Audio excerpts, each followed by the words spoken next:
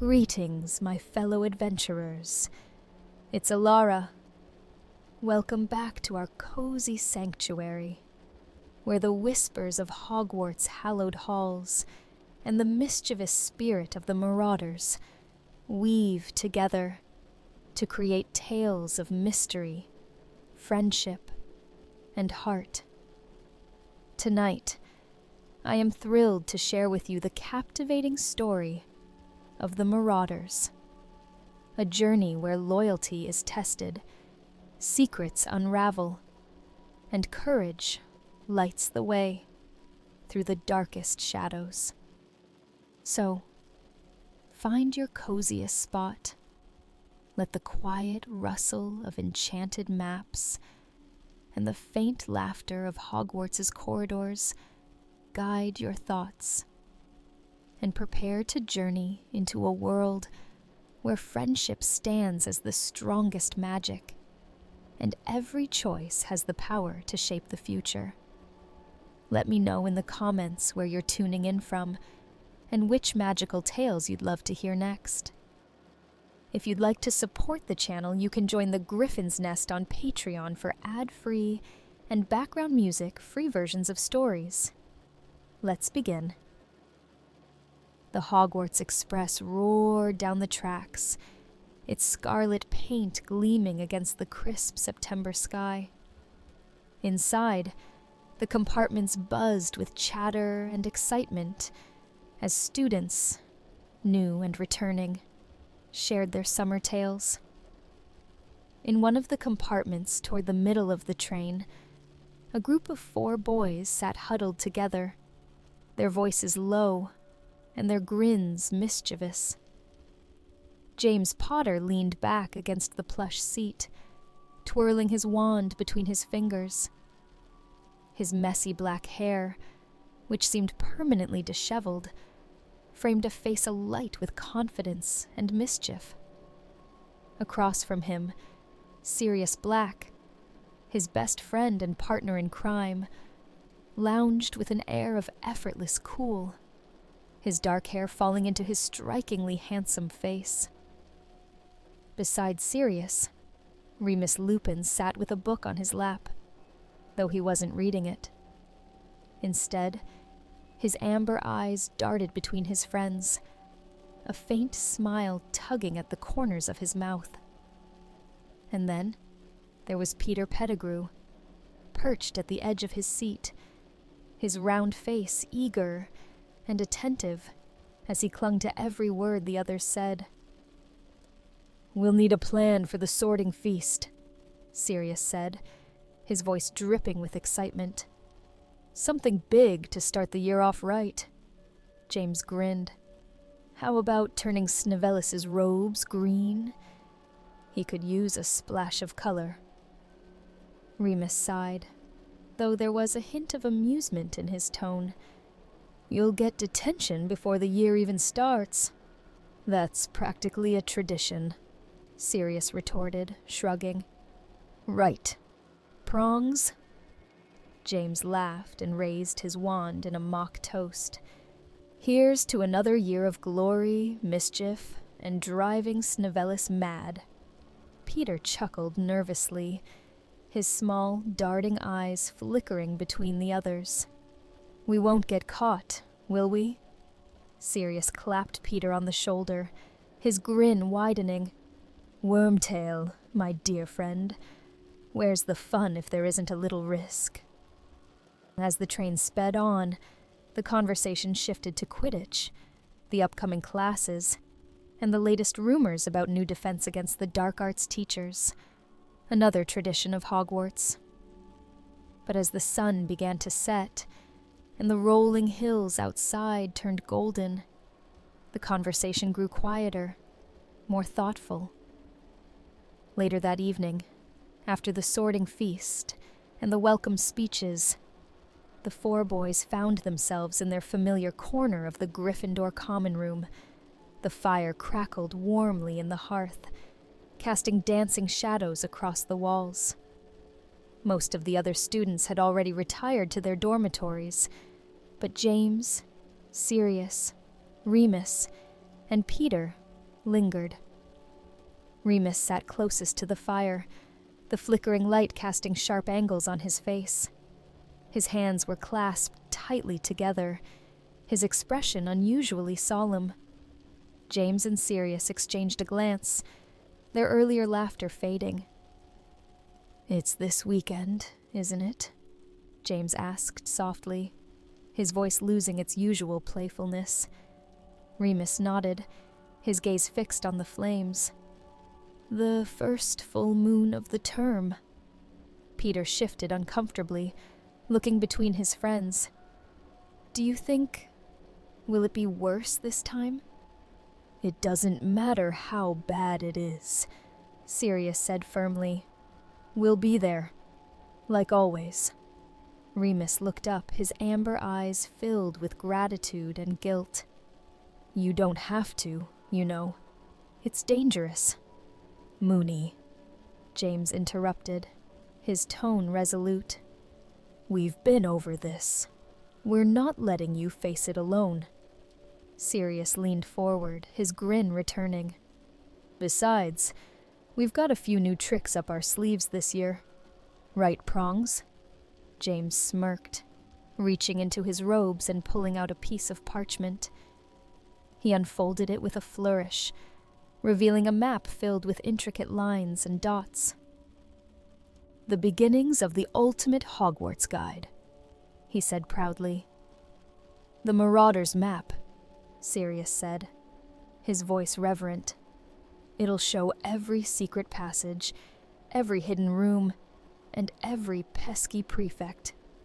Peter's eyes widened. "But how did you—" "Magic, Wormtail," James said, winking. "And a little help from Sirius's family library." Remus couldn't help but smile, though his brow remained furrowed. "This is brilliant, but it's not going to keep you safe if something happens." "We've got it covered," Sirius said confidently. "Trust us, Moony. We've been planning all summer." The night of the full moon arrived faster than any of them anticipated. As the sun dipped below the horizon and the castle grounds were bathed in silver light, the four boys made their way to the Whomping Willow. The ancient tree stood like a sentinel, its gnarled branches swaying menacingly in the wind. James pressed the knot at the base of the tree, freezing its wild movements, and the group hurried into the hidden passage beneath its roots. The tunnel was damp and dark, the air thick with the scent of earth and decay. At the end of the passage lay the shrieking shack, its creaking boards and broken windows standing in stark contrast to the pristine grounds of Hogwarts. Remus hesitated at the threshold, his breathing shallow. "You should go," he said, his voice strained. "It's almost time." "Not a chance," Sirius said, his wand drawn. "We're staying." The transformation was nothing short of terrifying. A brutal, agonizing display of muscle and bone twisting into something primal and feral. When it was done, the werewolf, Moony, stood in the clearing, a towering figure of fury. Its amber eyes glowed with savage intensity, its claws digging into the earth as it bared its teeth in a snarl that seemed to echo through the forest. James, Sirius, and Peter exchanged a glance. They had faced this moment before, but it never grew easier. "Don't engage directly," James said quickly, his voice low but firm. "We distract him, wear him down. Stay quick, stay out of reach." Before the werewolf could lunge, James transformed. His stag form materialized in a flash of magic, his antlers catching the moonlight as he bounded forward. He didn't charge Moony. Instead, he dashed around him, keeping just out of range while making himself an obvious target. The werewolf snarled and snapped, its attention drawn to the swift, graceful movements of the stag.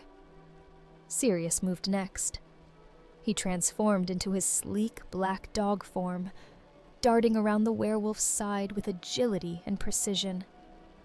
He barked sharply, nipping at the beast's heels, keeping its focus divided. Each time the werewolf turned toward him, Sirius leapt back, his movements quick and calculated. He was relentless, a constant distraction, forcing the creature to keep spinning in frustration. Peter, as a rat, darted under the werewolf's feet. His small form was nearly invisible in the moonlight, and he used this to his advantage. Whenever the werewolf planted its claws, Peter would scurry over the ground and nip at its paws, forcing it to stumble. The beast growled in confusion, its balance disrupted as it swiped aimlessly at the ground. Their coordinated efforts were not about overpowering the werewolf. They knew they couldn't. Instead, they used their speed, agility, and teamwork to keep it off balance. James would feint toward it, his antlers gleaming, only to bound away as Sirius lunged in from the side, snapping just close enough to draw the beast's attention. Meanwhile, Peter's constant interference kept the werewolf from gaining steady footing, its frustration mounting with every failed swipe. The forest was alive with the sounds of the struggle, the sharp barks of Sirius, the heavy hooves of James, and the guttural growls of the werewolf. Yet, amidst the chaos, there was precision in their movements, an unspoken understanding between them. They moved as one, a seamless team honed by years of friendship and practice. As the minutes passed, the werewolf's attacks grew less frenzied. Its snarls turned to confused growls, and its swipes became sluggish. It staggered, its powerful limbs trembling as exhaustion began to set in. The coordinated efforts of them had worn it down, their relentless strategy forcing it into submission, without ever delivering a blow.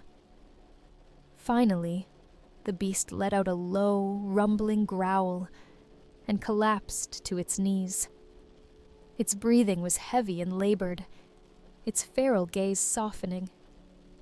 James stopped his pacing and stood a short distance away, his stag form calm and steady. Sirius, still in his dog form, moved closer, his growls replaced by a low, soothing whine. Even Peter scurried out from the shadows, staying just out of reach but no longer darting around. The werewolf looked at them, its amber eyes flickering with faint recognition. For a moment it hesitated, its head tilting as though trying to remember. The primal rage had ebbed, leaving a fragile but undeniable spark of humanity behind. Slowly, the stag approached. James lowered his head, his antlers no longer a threat, but a symbol of peace. The werewolf did not flinch. It remained still, its heavy breathing the only sound in the clearing.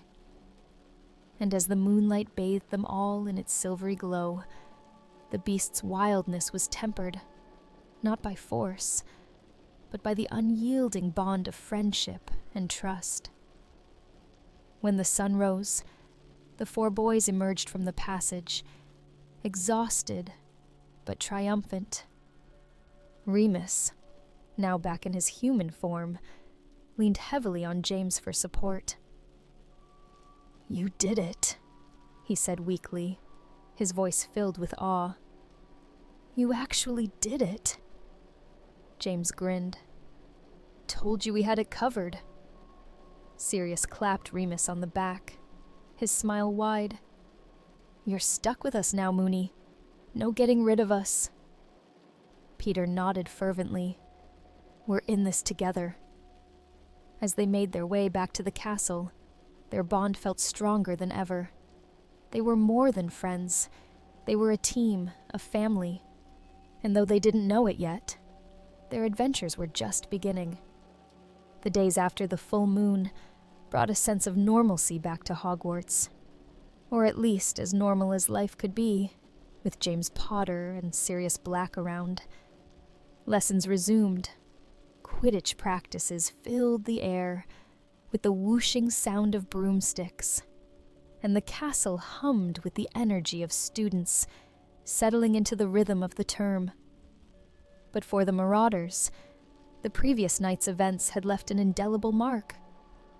Their bond had deepened, their loyalty tested and proven, but the cost of their friendship's strength lingered quietly in the back of their minds. Remus Lupin, though grateful for his friend's unwavering support, remained hesitant. The full moon had left him weak, his hands trembling slightly as he scribbled notes during a charms lesson. Sirius noticed and nudged him. "You look like you've been in a duel with a Hungarian horntail," Sirius whispered, grinning. "Want me to write Flitwick a note? Dear Professor, Moony here is recovering from being an absolute legend last night." Remus rolled his eyes, but couldn't suppress a smile. "I'll manage. Thanks. Unlike you, I actually pay attention in class." From the front of the classroom, Professor Flitwick cleared his throat. "Mr. Black, if you have something to share with the class, please enlighten us." Sirius leaned back, unbothered. "Just telling Moony how brilliantly he handled last night's duel, Professor." Flitwick's eyebrows shot up. "A duel? Interesting. Perhaps you'd like to demonstrate your dueling skills after class?" James stifled a laugh, and Peter's face turned pink as he tried to hide his amusement. Sirius groaned, but gave Flitwick a cheeky salute. "Absolutely, Professor. I'll be ready." The Marauders' mischievous streak continued unabated, but beneath their pranks and banter, something deeper brewed. It began with Sirius noticing an unusual pattern during their nighttime escapades, using the Marauders' map. "You lot ever notice how Snivelus disappears into thin air at odd hours?" Sirius asked one evening as they lounged in the Gryffindor common room. The firelight flickered across their faces, casting long shadows on the walls. Peter perked up. "You mean he's sneaking out of the castle?" "Not exactly," Sirius said, pointing to the map spread across the table. "Look here. He's in the library, and then, poof, he's gone. No hidden passages, no secret doors. Just gone." James leaned forward, his hazel eyes narrowing as he studied the map. "That's odd. Even Peeves leaves a trail." "Maybe he's got an invisibility cloak," Peter suggested. Sirius shook his head. "Doesn't work like that, Wormtail. The map shows everyone, cloaks or not." Remus frowned, his usual calm demeanor giving way to concern. "If he's hiding something, it can't be good." "Exactly," Sirius said, his grin widening. "Which means it's up to us to find out what it is." James nodded, already formulating a plan. "Tomorrow night, after curfew, we follow him." The following evening, the Marauders gathered in the Gryffindor common room, their wands at the ready. The Marauders' map lay open on the table, its ink shimmering faintly in the dim light. "There he is," James said, pointing to a dot labeled Severus Snape moving through the library. "Let's see where he goes." The four of them slipped out of the common room under the cover of James's invisibility cloak. The castle was eerily quiet, the only sounds their soft footsteps and the occasional creak of old wood. They moved swiftly, following the dot on the map as it made its way through the library. When they reached the library, they found Snape hunched over a large tome, his greasy hair falling into his face as he scribbled notes furiously. The Marauders watched from the shadows, waiting to see what he would do next. After several minutes, Snape closed the book and tucked it under his arm. He glanced around nervously before heading toward the restricted section. "Where's he going?" Peter whispered. "Let's find out," James replied, his grip tightening on his wand. Snape stopped in front of a seemingly ordinary bookshelf and muttered something under his breath. To the Marauders' surprise, the shelf shifted, revealing a hidden passageway. "Well, that's new," Sirius muttered. They waited until Snape disappeared into the passage before following. The corridor was narrow and dimly lit, the air thick with the scent of dust and damp stone. The Marauders moved cautiously, their wands raised. The passage opened into a small, circular room, lined with shelves of ancient books and strange artifacts. Snape was at the center of the room, examining a dark, glowing orb. His lips moved as he whispered an incantation, the orb pulsing faintly in response. "What is that?" Peter whispered, his voice trembling. "Something bad," Sirius said, his eyes narrowing. "We need to stop him." Before they could act, Snape turned, his eyes widening as he spotted the Marauders. "Potter!" he hissed, his wand snapping up. "What are you doing here?" "Funny. We were about to ask you the same thing," James said, stepping forward with his wand drawn. "What's that orb, Snivellus? Another one of your dark little secrets?" Snape sneered. "You wouldn't understand." "Try us," Sirius said, his tone dangerous. The tension in the room crackled like static as Snape's grip on his wand tightened. Before anyone could make a move, the orb flared, filling the room with an intense light. The walls seemed to ripple, and a low, ominous hum filled the air. "Enough of this," Snape snapped, pocketing the orb. "You have no idea what you're meddling with." He turned and fled down the passage, leaving the Marauders stunned. Back in the Gryffindor common room, the Marauders gathered around the fire, their faces tense. "What was that thing?" Peter asked, his voice barely above a whisper. "Something dangerous," Remus said, his brow furrowed. "We need to find out more about it." "And how do we do that?" Sirius asked. "It's not like Snape's going to hand it over." "We'll figure it out," James said, his tone resolute. "But one thing's clear. Whatever Snape's up to, it's not good, and we're not letting him get away with it." As the fire crackled and the castle settled into silence, the Marauders knew they were on the brink of something much bigger than their usual mischief. The stakes had been raised, and the bonds of their friendship would be tested like never before. The atmosphere in the Gryffindor common room was tense, the morning after the confrontation with Snape. The Marauders sat huddled around the fireplace, the glowing embers casting flickering shadows on their faces. James leaned forward in his chair, his hands gripping the arms tightly, as he tried to piece together the events of the previous night. "That orb," he said, breaking the silence. "It wasn't just some trinket. Whatever it is, it's powerful. And dangerous," Remus added, his voice calm but laced with concern. "The way it reacted when Snape spoke to it, it's not ordinary magic."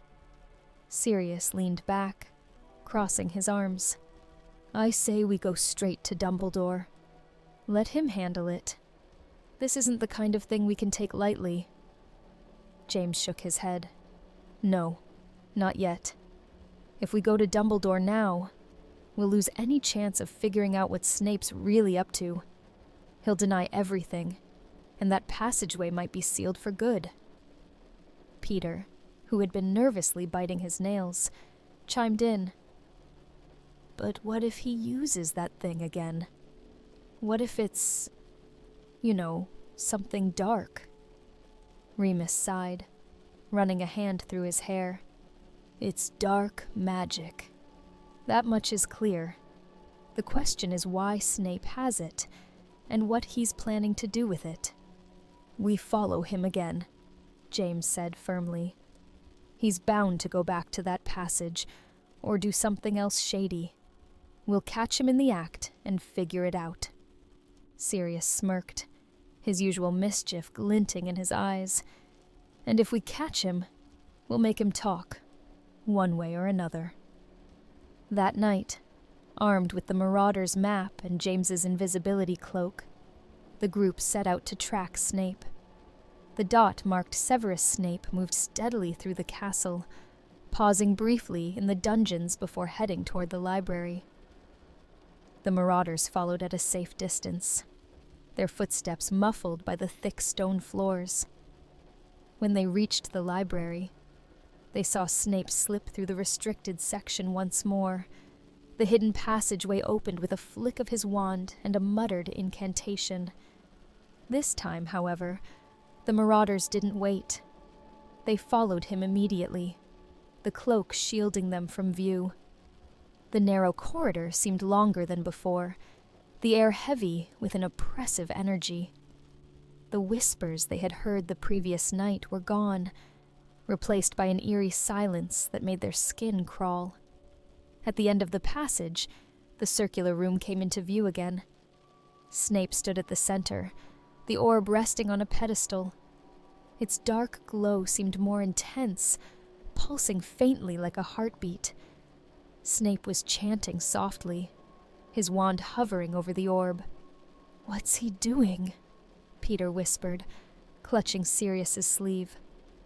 "Shh," Sirius hissed. "Let's find out."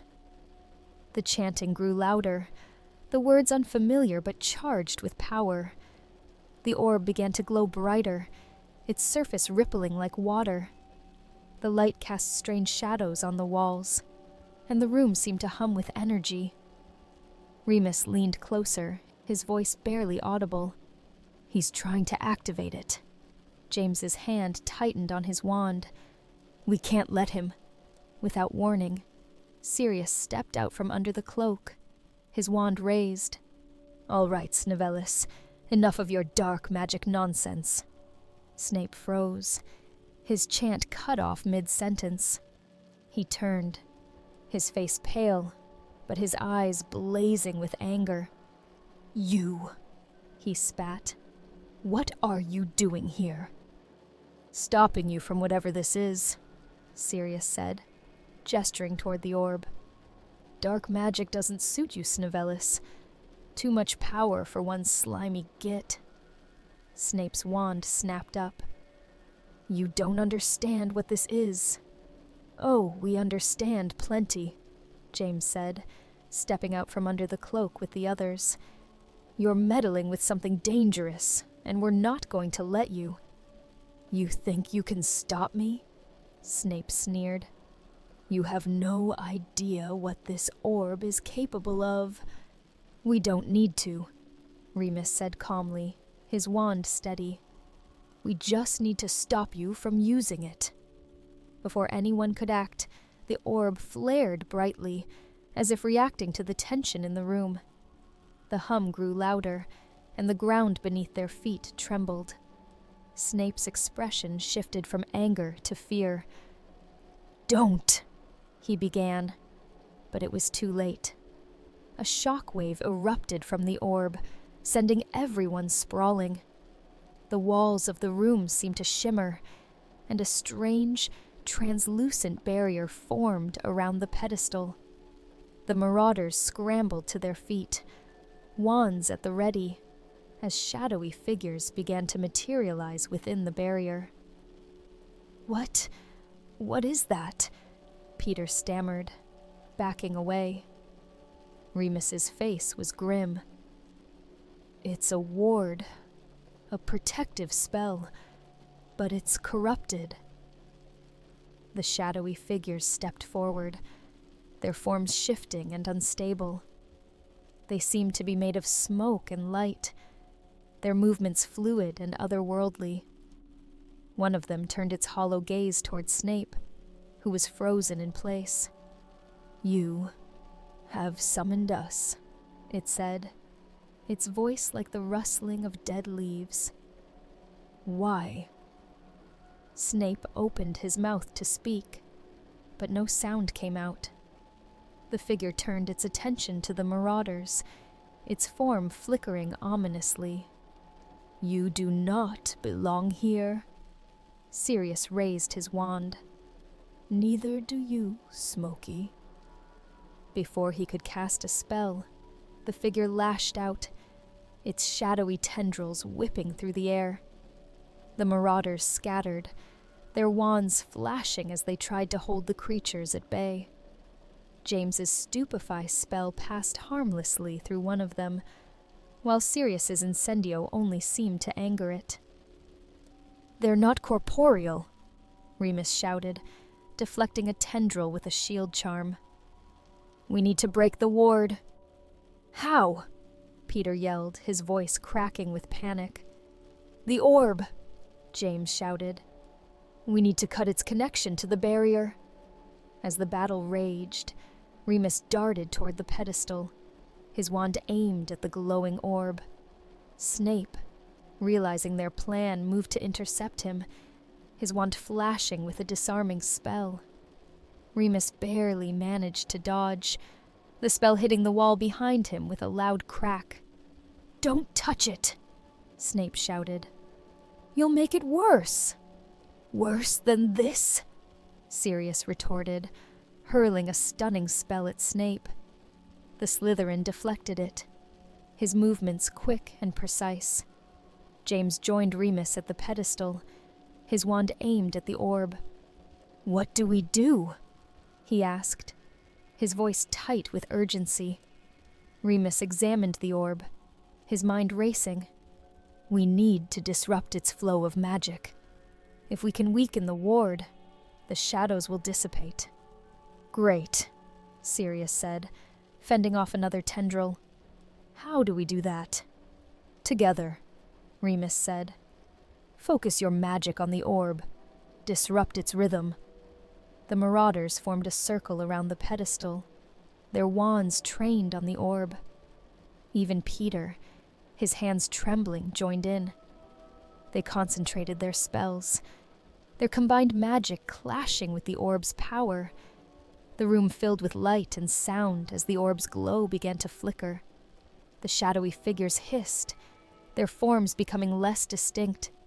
Snape watched, torn between anger and fear, as the ward began to collapse.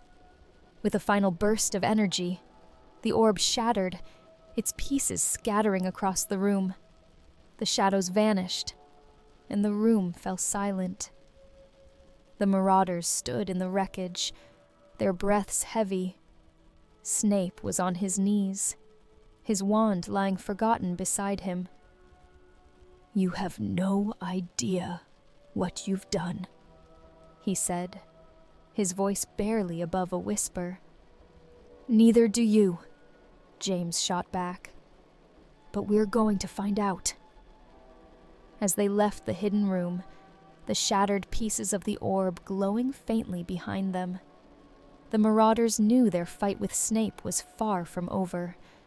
The orb had unleashed more questions than answers, and the shadows it summoned hinted at dangers yet to come. But together, they were ready to face whatever came next. The Gryffindor common room buzzed with quiet murmurs as the Marauders gathered around their usual spot by the fireplace. The events of the previous night weighed heavily on them.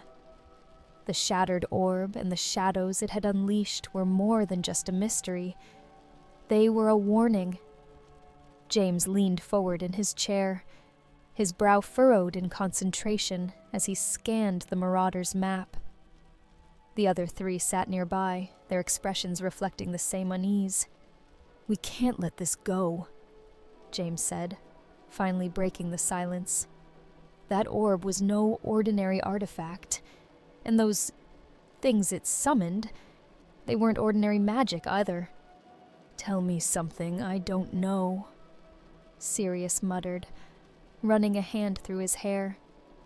"The question is, what do we do now? We can't just wait for Snape to pull another stunt like that."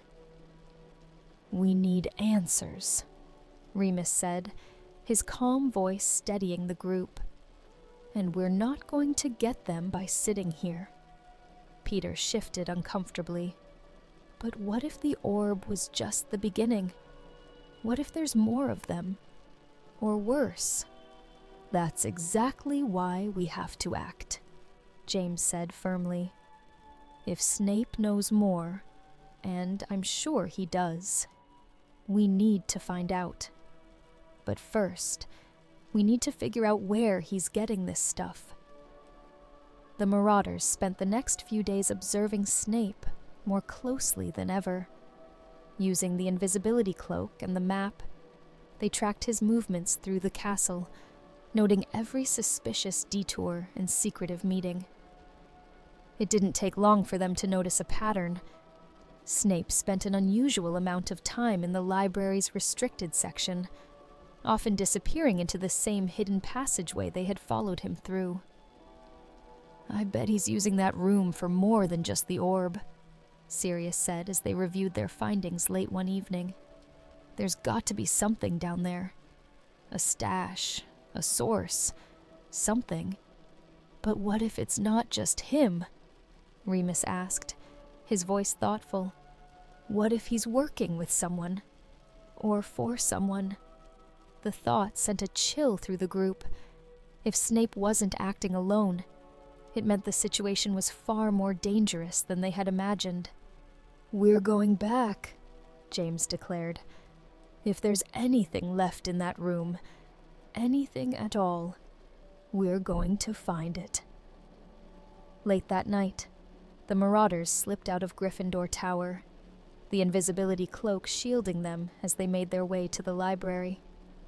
The castle was eerily quiet, the usual creaks and groans of the old building seeming louder in the stillness.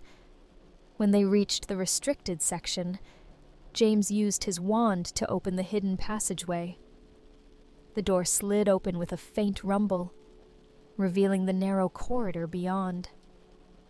The group moved cautiously, their wands casting a faint light as they descended.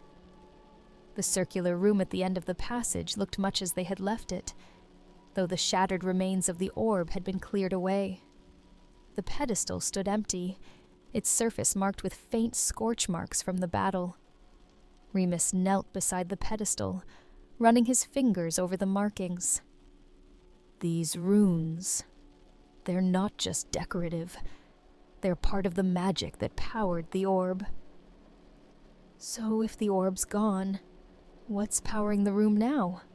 Peter asked, his voice trembling slightly. "That's what we're going to find out," James said. As they searched the room, Sirius noticed a faint draft coming from one of the walls.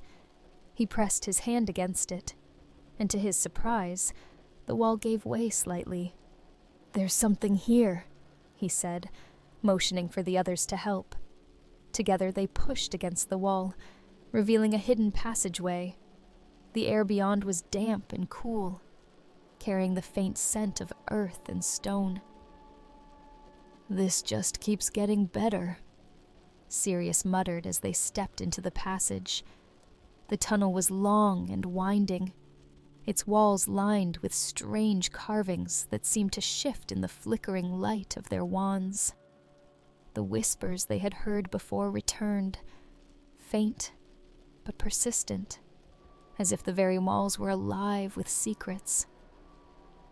"This isn't just a room," Remus said, his voice tinged with awe.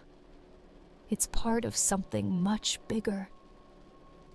As they ventured deeper, the tunnel opened into a vast underground chamber.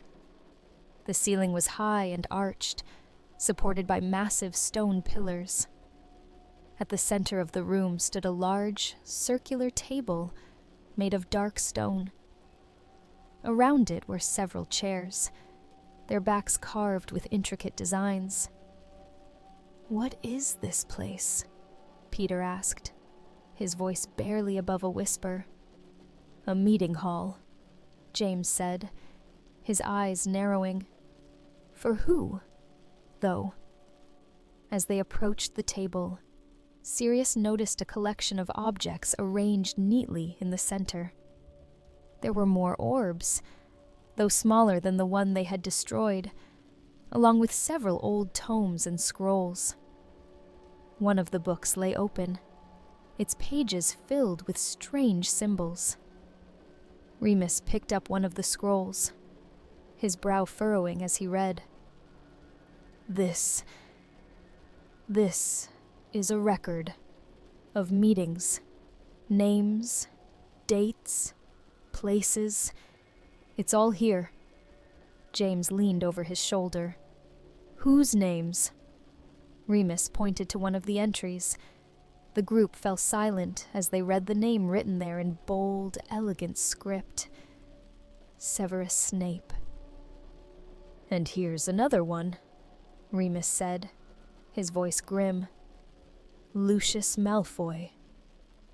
"This isn't just Snape," Sirius said, his expression dark. "This is an entire network." Peter backed away, his face pale. "We shouldn't be here.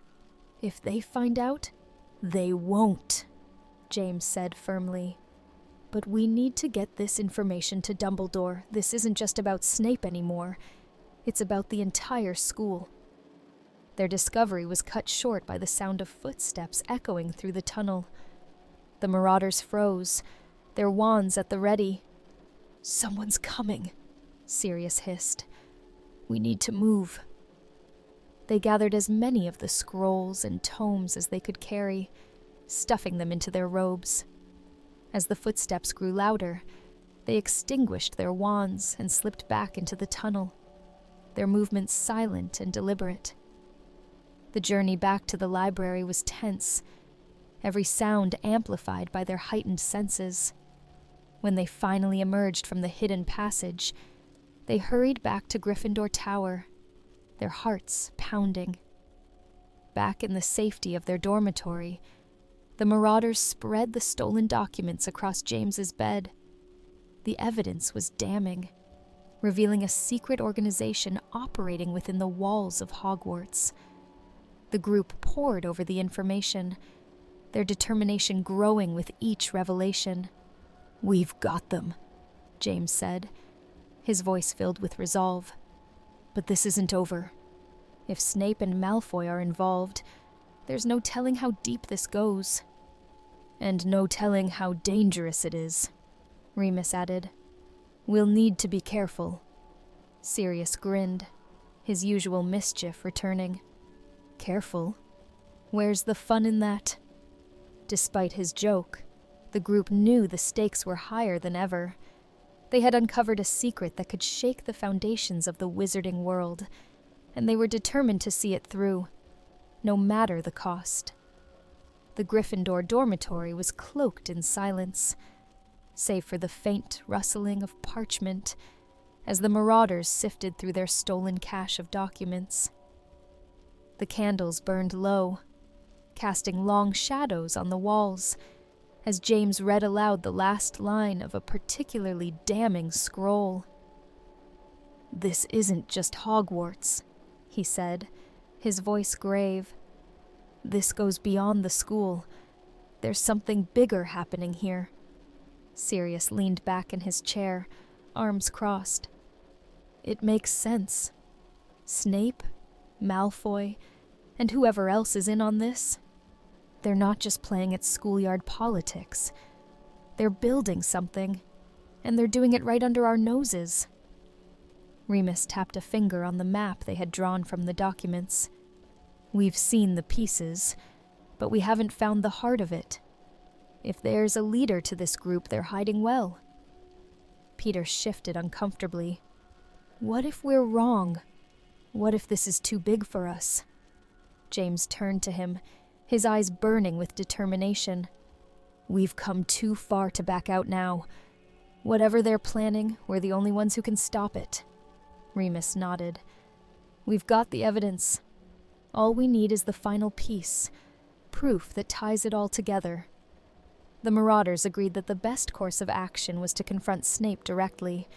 If he truly was a key player in this secret organization, then he would know where to find its leader. It was a risky plan, but time was running out. The scrolls indicated that a meeting was imminent, and they had to act before it was too late. Using the invisibility cloak, they followed Snape's movements over the next 2 days. He seemed more secretive than ever, slipping away during odd hours and disappearing into the same hidden passage beneath the library. We corner him there, Sirius whispered as they crouched in the shadows near the passage entrance. No enforcers, no escape. James nodded, his grip tightening on his wand. This is it. No holding back. The hidden room was dimly lit, its walls lined with shelves of ancient tomes and artifacts. Snape stood at the center, examining a small, glowing orb that pulsed with an eerie green light. He didn't hear the Marauders until it was too late. Going somewhere, Snivelus? Sirius sneered, stepping out from the shadows with his wand raised. Snape whirled around, his eyes narrowing as he spotted the group. Potter, Black, Lupin, Pettigrew. I should have known you'd stick your noses where they don't belong. James stepped forward, his wand steady. We know what you've been up to, Snape. The secret meetings, the artifacts, the scrolls. Who's behind it? Snape's lips curled into a sneer. You think you're clever, don't you? Always the heroes. Always meddling in things you don't understand. Then enlighten us, Remus said calmly, though his grip on his wand betrayed his tension. What's the orb for? Who are you working for? For a moment, Snape hesitated. Then, to their surprise, he lowered the orb and looked directly at James. You think I'm the villain here? You have no idea what's coming. If you did, you'd be begging to join us. Before the Marauders could press him further, the room trembled, and a low hum filled the air. The orb in Snape's hand flared brightly, casting eerie shadows on the walls. What did you do? Sirius demanded, his wand aimed at Snape's chest. Snape smirked. It's not me you should be worried about. You're too late. The glow of the orb coalesced into a swirling portal, and from it stepped a hooded figure draped in dark robes. The air around them seemed to ripple with raw magic, and their presence filled the room with a palpable sense of dread. The Marauders instinctively formed a defensive line, their wands raised. Who are you? James demanded, his voice steady despite the tension. The figure's voice was low and resonant. I am the architect of balance, the one who will reshape this fractured world. And you, children, are nothing more than a fleeting inconvenience. The figure raised their hand, and a wave of energy shot toward the Marauders. James countered with a shield charm, but the force of the attack sent them all sprawling. The room erupted into chaos as spells flew in every direction. Sirius hurled a stunning spell, but the figure deflected it effortlessly. Remus tried to flank them, using the shadows to his advantage, but the figure anticipated his every move. Peter cowered behind the others, firing off weak disarming charms that barely made a dent. "Focus!" James shouted, his voice cutting through the din. "We can do this together!" Drawing on their bond, the Marauders coordinated their attacks. Sirius distracted the figure with a barrage of hexes, while James and Remus worked together to create a diversion. Peter, despite his fear, managed to sever the figure's connection to the orb, causing their power to falter. For a moment, it seemed like they might win. But then the figure unleashed a burst of dark magic that threw them all to the ground. "You cannot win," it said, its voice cold and unyielding. "You are but children playing at war." As the figure prepared to deliver the final blow, Snape stepped forward, his wand raised. "Enough!" he shouted, his voice cutting through the chaos. The figure paused, turning to Snape with a mixture of surprise and amusement. "You would betray me, Severus? I didn't join this to destroy everything," Snape said, his voice steady, but filled with defiance. "You promised balance, not annihilation." The figure hesitated for a moment, its expression unreadable beneath the hood. Snape took the opportunity to unleash a powerful spell that severed its connection to the orb entirely. The glow dimmed and the figure staggered, its power waning. "Now!" James shouted, rallying the Marauders. Together, they unleashed a barrage of spells, forcing the figure to retreat. The room trembled violently as the portal began to collapse, pulling the dark figure back into its depths. "You think you've won?" the figure snarled, their voice echoing ominously. "This is only the beginning." With a final surge of energy, the portal closed, and the room fell silent. The Marauders and Snape stood in the wreckage, the air heavy with the aftermath of the battle. For a moment, no one spoke. Then Sirius turned to Snape, his wand still raised. "You've got a lot of explaining to do." Snape glared at him but didn't retaliate. "You don't know what you've interfered with. The Council isn't gone. They're everywhere." "And whose side are you on exactly?" Remus asked, his tone sharp. "My own," Snape replied. "But if you're smart, you'll keep your heads down. You've made enemies tonight. Powerful ones." Without another word, Snape turned and left, disappearing into the shadows of the tunnel. Back in the Gryffindor dormitory, the Marauders sat in their usual spot by the fire, their expressions grim. The scrolls and tomes they had recovered were spread out before them, their secrets still waiting to be uncovered. "We stopped them. For now," James said, breaking the silence. "But Snape's right. This isn't over." Sirius smirked, though his eyes were serious. "When has it ever been over? We'll face whatever comes next, just like we always do." Remus nodded. "Together." Peter, though shaken, managed a small smile. "Yeah. Together." As the fire crackled softly, the Marauders made a silent vow. They would protect Hogwarts, no matter the cost.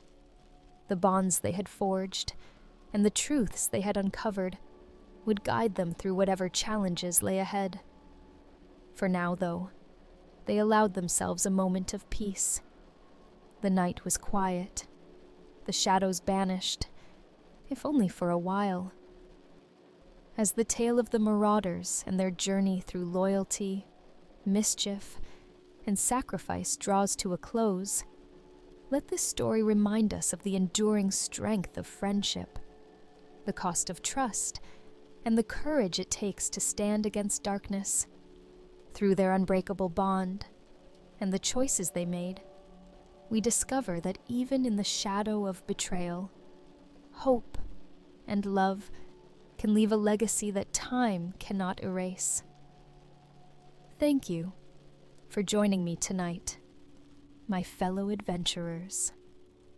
Until next time, may your dreams be filled with the echoes of Hogwarts' enchanted halls, the mischief of magical maps, and the endless promise of new tales waiting to be told.